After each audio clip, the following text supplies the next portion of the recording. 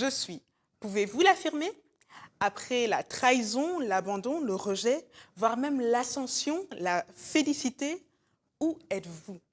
Face aux affronts et acclamations de ses contemporains, Jésus n'a pas hésité lors de sa mission à déclarer Je suis. À tel point qu'à terme, tous furent frappés de son enseignement. N'est-ce pas lui, le chemin à suivre pour quiconque affirme Je suis envoyé? Nous sommes sur les traces de Jésus. Bonjour à tous, je suis Liv. Entretenons-nous avec le pasteur Simon Oko. Sur tes traces, je veux marcher à ta suite, Seigneur, te retrouver. Sur tes traces, je veux rester. Bonjour pasteur, Bonjour Lee, comment vas-tu? ça va très bien et toi? Je vais bien. Alors, nous allons donc continuer Oui, sur la notion de mission. ok. Donc, nous avons vu que Jésus, lui, avait accompli sa mission, qu'il ne s'était pas attardé ensuite, qu'il est retourné une fois que sa mission était accomplie, du coup. Oui. Mais quel est l'objectif de notre mission ou quel résultat doit-on présenter à notre Seigneur, en ce qui nous concerne en tout cas? Ok, en ce qui nous concerne, quel est l'objectif? C'est gagner un maximum de personnes, enfin je vais le dire autrement, dépeupler l'enfer et peupler le ciel. Quel est l'objectif? L'objectif c'est que à travers nos vies, le Seigneur puisse récupérer pleinement l'humanité. Alors, comment atteindre atteindre l'objectif ou quelle est la clé du succès? Je dirais que c'est la volonté de Dieu. Il faut connaître la volonté de Dieu parce que c'est son désir, c'est son cœur qui parle, c'est son cœur qui bat, c'est son cœur qui a permis d'envoyer Jésus à la croix pour nous gagner. Alors, à notre tour, nous devons chercher à connaître cette volonté. Vous voyez, quand on sert une personne, pour la servir de façon efficace, il faut prendre le temps et s'attarder à ce que pense la personne, à comment pense la personne, à ce que veut la personne, à comment la personne aimerait que les choses soient faites. Et tout ça, en fait, c'est condensé dans un seul mot qu'on appelle volonté. Notre rôle à nous, c'est quoi? C'est permettre à l'Église de se multiplier.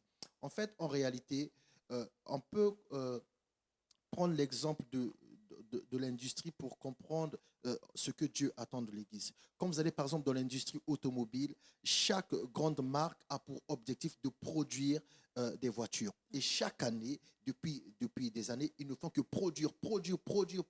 Ils ne font que améliorer certains modèles. Ils ne font que être à la pointe de la technologie. En fait, l'Église est censée produire des disciples. Au fur et à mesure qu'on s'avance dans le temps, les disciples doivent être distingués et élevés en qualité. C'est-à-dire, en fait, comme on voit dans le domaine, dans l'industrie automobile, les voitures actuelles sont plus, avancées ou au niveau technologique, il y a plus de confort que les anciennes voitures. Mais en fait, aujourd'hui aussi, le chrétien, le disciple d'aujourd'hui doit être en avance, doit être un disciple amélioré par rapport aux disciples précédents. Pourquoi? Parce que le temps avance, les technologies avancent et le chrétien formé aujourd'hui est plus équipé ou se doit d'être plus équipé que les chrétiens précédents. Donc, notre rôle à nous, c'est ça en fait. C'est permettre à l'Église de produire ses disciples. Alors, comment l'Église peut produire ses disciples? En fait, ces disciples-là, l'Église les produit à travers la matière première. Qu'est-ce que cette matière première? Ce sont des gens que l'Église gagne. Ou, si vous voulez, les gens que les disciples actuels gagnent. Le disciple actuel dans l'Église gagne des gens qui ramènent à l'Église et puis l'Église forme ces gens comme disciples en faisant de ces nouveaux disciples mieux que les disciples anciens. En fait, l'Église a besoin d'une matière pour pouvoir fonctionner comme une industrie. Et cette matière, ce sont des âmes. Et nous, en tant que disciples actuels, nous avons la mission d'aller chercher ces âmes, les gagner pour Dieu. Et une fois que ces âmes viennent à l'Église les forme. Et l'Église les forme mieux que nous. Pourquoi? Il y a des révélations que nous avons eu peut-être à découvrir après 10 ans de vie chrétienne, mais eux, ils auront ces révélations à disposition après une année de vie chrétienne. Donc, c'est comme ça qu'on pourra atteindre la réussite de notre mission, c'est en gagnant des âmes. En gagnant des âmes et en le faisant dans la volonté de Dieu. Et c'est là que vous allez voir que l'Église va aller de l'avant. Parce que de la même manière qu'on voit que l'industrie part de progrès en progrès, normalement, plus l'Église forme des chrétiens, et mieux seront les chrétiens d'aujourd'hui par rapport aux chrétiens d'avant. Pourquoi? Il doit y avoir une avancée. Donc pour toi, quelle serait alors la clé pour réussir cette mission? La clé, découvrir la volonté de Dieu. Apprendre à l'entendre, apprendre à le connaître. Qui dit volonté de Dieu parle automatiquement de l'entendre, déjà, de le rencontrer, de le trouver, de le rencontrer, de l'entendre, de le comprendre. Et puis après, de le suivre. Parce qu'il y a certaines personnes, une fois qu'elles ont compris, elles vont abandonner. Pour qu'elles soient impressionnées. Par exemple, il y a Jonas qui avait compris, mais Jonas a abandonné. Donc la clé, en fait, c'est la volonté de Dieu. Le chrétien est là pour que la volonté de Dieu soit manifeste. Alors, il faut la connaître. La volonté de Dieu, ce n'est pas que un pasteur devienne populaire. Un pasteur deviendra de toute façon populaire puisqu'il fait la volonté de Dieu. Mais la volonté de Dieu n'est pas que le pasteur devienne populaire. Le pasteur devient populaire, pourquoi? Parce qu'il devient un don indispensable, parce qu'il devient une source de bénédiction. Donc, on peut chercher à devenir populaire et que on parle de nous, accessoirement, on parle aussi de Jésus, mais ce n'est pas forcément la volonté de Dieu. Vous voyez? Aujourd'hui, c'est étonnant, c'est quand même inquiétant. On peut voir, il y a certains hommes de Dieu qui fréquentent les médias, mais les médias qui ne sont pas forcément chrétiens, mais qui fréquentent des médias régulièrement. Mais c'est bizarre, les chroniqueurs qui sont fréquentés régulièrement, ou les médias qui sont fréquentés régulièrement, sont restés païens. Quand on veut comparer avec l'apôtre Paul, on doit quand même être inquiet. La Bible nous enseigne que l'apôtre Paul a été emprisonné, et dans la prison, les gardes sont devenus des disciples. Donc nous, aujourd'hui, on aime passer dans ces milieux-là, mais ces gens-là ne deviennent pas disciples. Donc il y a un problème quant à la volonté de Dieu. Une fois, il y a quelque chose qui m'a chagriné. Un chrétien passait à une émission, je crois que c'était sur TF1, et tous les chrétiens commençaient à parler, ils en ont fait tout un plat. Je me suis dit, c'est quand même incroyable. Les païens passent là 365 jours sur 5. Le chrétien, il est passé un jour. Et pour les chrétiens, c'est une victoire. Un jour sur 365. Et pour nous, c'est une victoire. L'apôtre Paul emprisonné. L'apôtre Paul a gagné. Nous, on est passé. Juste parce qu'on a eu l'audace de dire à la télé qu'on est chrétien. Et puis les chrétiens ont pris ça pour une victoire. Donc en réalité, ce n'est pas une. Puisque ces gens-là sont restés comme ils étaient. Et ils nous ont juste mis dans une case. Ah ok, aujourd'hui j'ai rencontré un chrétien. Hier c'était un musulman. Oh, j'ai déjà eu à rencontrer un bouddhiste. Ce n'est pas le but. Donc il faut s'atteler à chercher et à connaître la volonté de Dieu. Et ensuite, laisser Dieu nous guider à comment faire pour atteindre cette volonté. Justement, en parlant de connaître la volonté, mais comment fait-on pour la connaître? Comment fait-on pour la découvrir? Le monde d'emploi se trouve où? Le mode d'emploi se trouve où? Premièrement, le mode d'emploi se trouve dans la Bible, mais bon, la Bible, quand on la lit, on ne la comprend pas toujours. Pourquoi? La révélation est fonction aussi de l'âge ou de l'ancienneté, ou surtout de la communion avec le Saint-Esprit. Alors, qu'est-ce que fait Dieu? Dieu fait ce que le monde a imité, que le monde fait. Le monde, c'est bizarre, le monde a été capable de bien imiter les méthodes de Dieu et de pouvoir permettre aux sociétés d'évoluer. Dieu a une méthode. Une personne qui naît, Dieu dit, j'ai choisi Abraham après qu'il enseigne mes voies à ses enfants, et ainsi de suite. Donc Dieu, il savait déjà qu'on doit enseigner ses voies. Et Dieu, il a un endroit où on va enseigner ses voies. Cet endroit, on appelle temple. Donc le chrétien qui est né de nouveau doit aller au temple pour qu'on puisse lui enseigner les voies du Seigneur. Et à chaque fois qu'on est en train de lui enseigner les voies du Seigneur, bizarrement, même si on ne parle pas de ce qu'il doit faire pour Dieu au départ, il finira par découvrir ce qu'il doit faire pour Dieu. Pourquoi? On va prendre un exemple d'un écrivain. Il n'y a aucun écrivain qui a commencé à aller à l'école primaire, apprendre à parler, à lire ou à écrire pour devenir écrivain. C'est plus tard qu'il est devenu écrivain. Mais il a d'abord appris à lire et à écrire. Le médecin a d'abord appris à lire, à écrire et à compter. Et plus tard, il est devenu médecin. Ok, c'est pareil pour le chrétien. Il doit aller au temple. Il doit aller dans une maison qu'on appelle église. On va l'encadrer puisque c'est la volonté de Dieu que ses voix soient enseignées. Et quand on va l'enseigner, même si on lui parle de la prière, de la méditation, du jeûne, un jour, il finira par découvrir qui il est. Pourquoi? Il va trouver dans tout ce que on lui a enseigné les différentes pièces du puzzle qui vont constituer la personne qu'elle est censée devenir. Comme le médecin, il a appris à compter.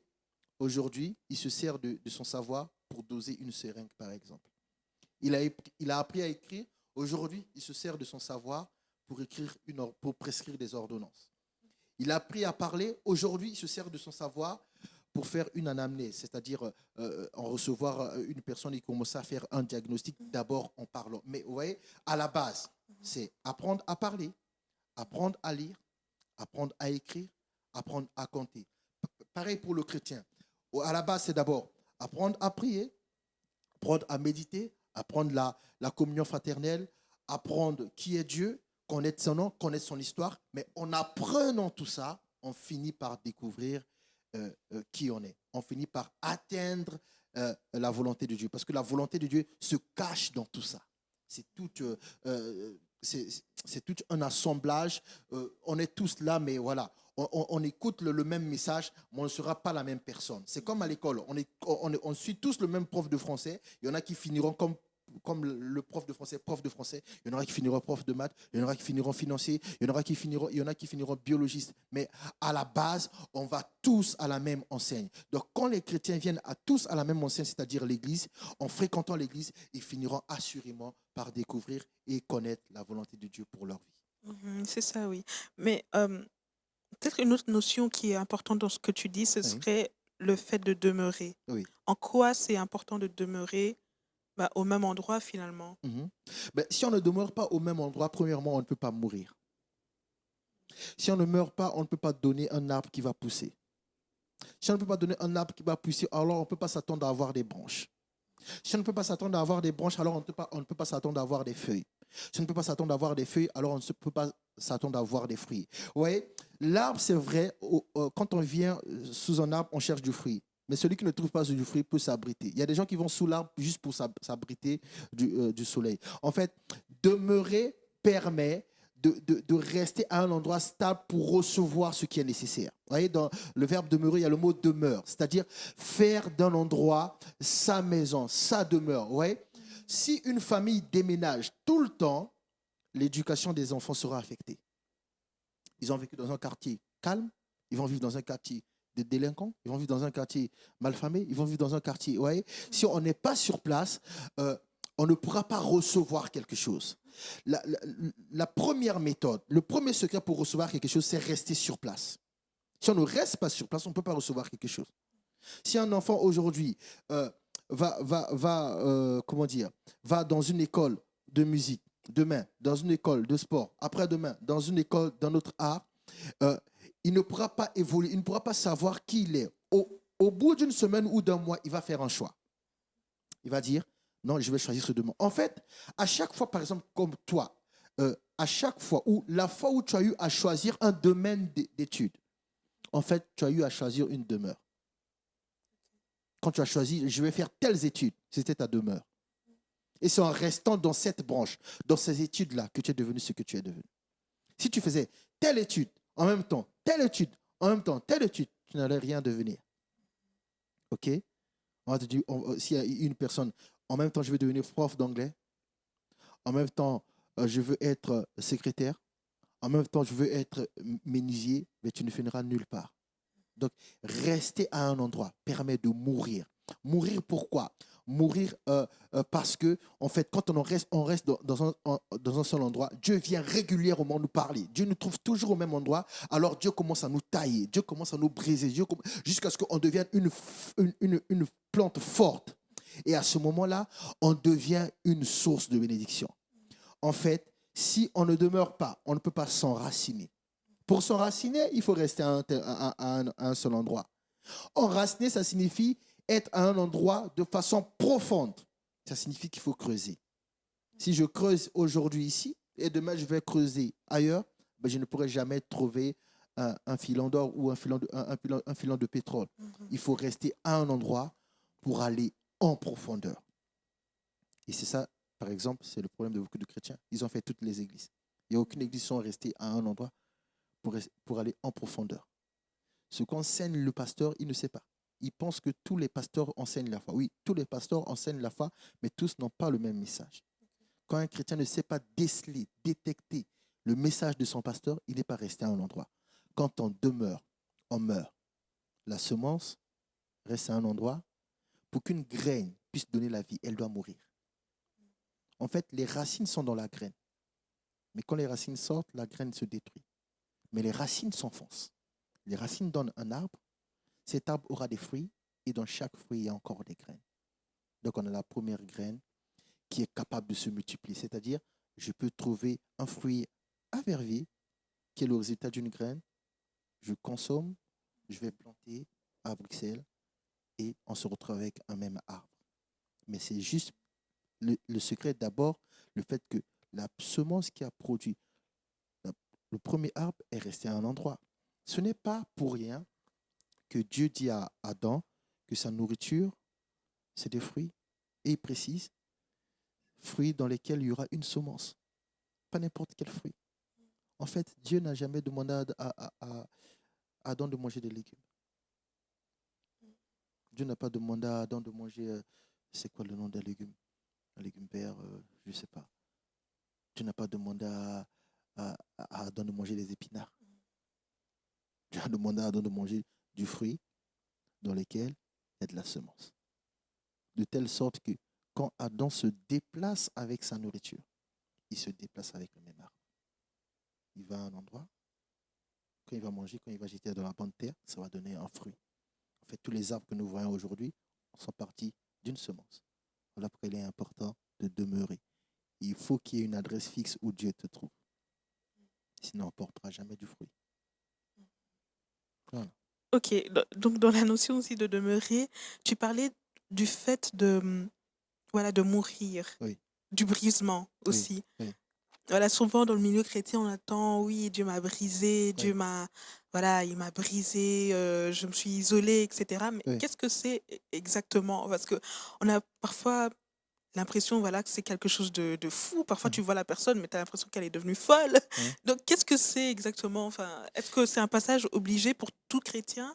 Le brisement, c'est la méthode de Dieu pour pour faire ressortir le caractère de Christ dans la vie du disciple.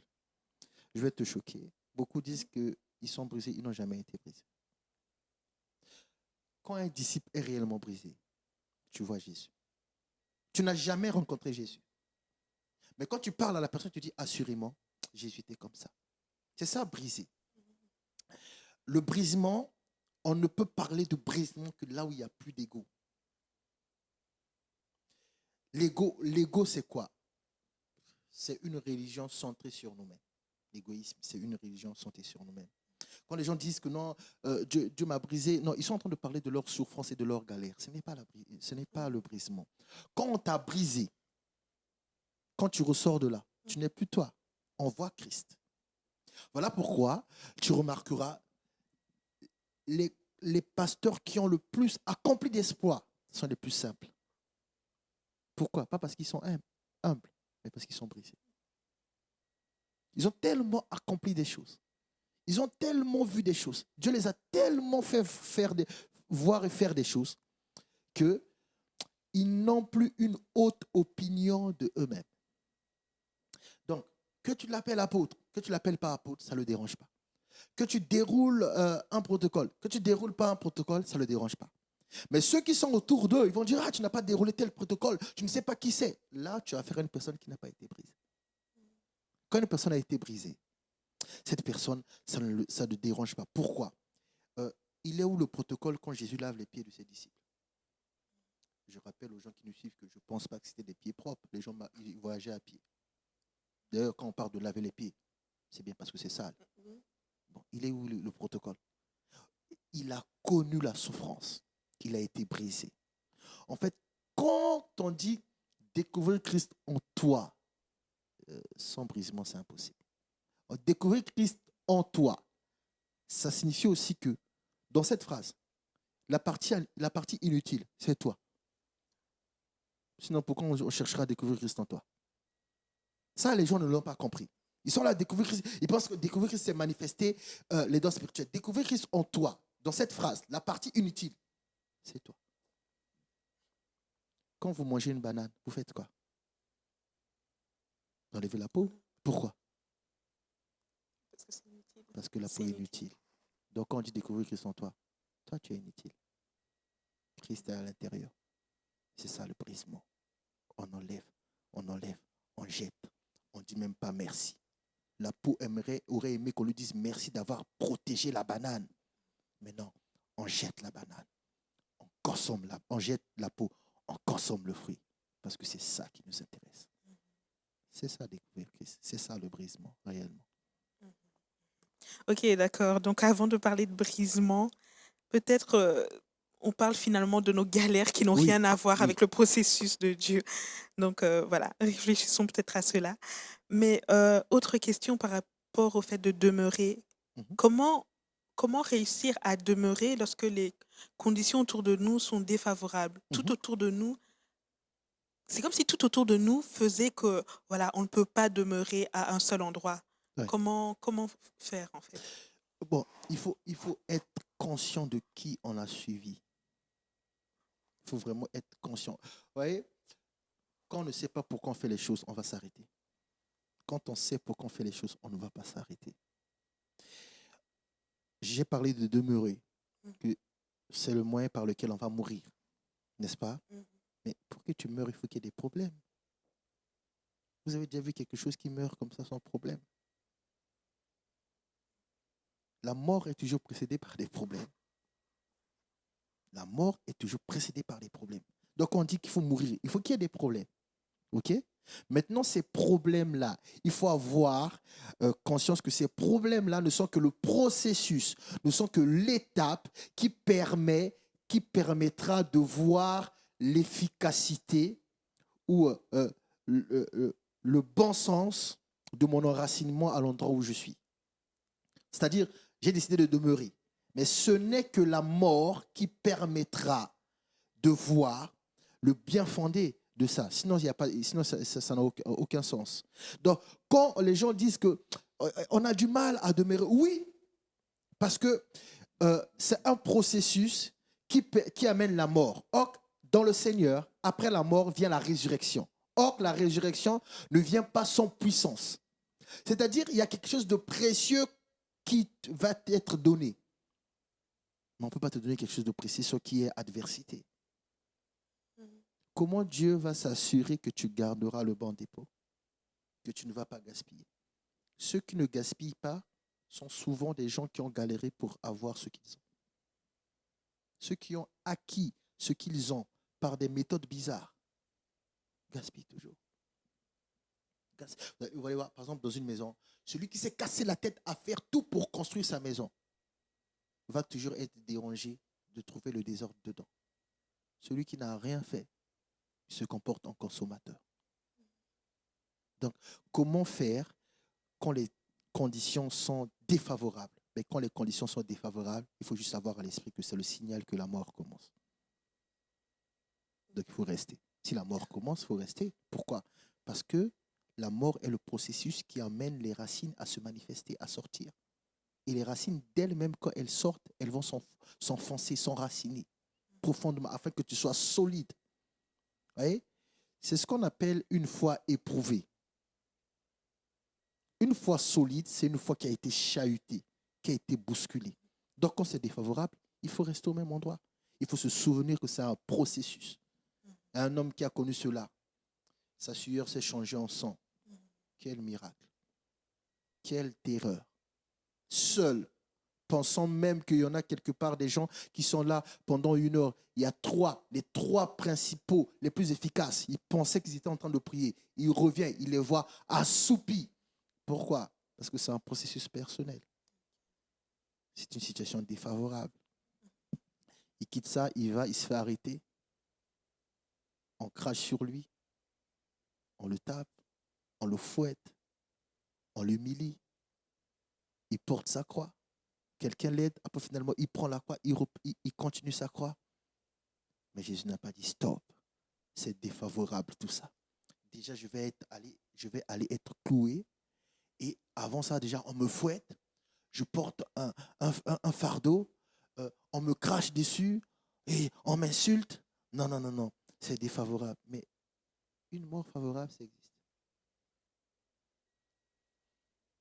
La mort vient toujours te ôter quelque chose de précieux.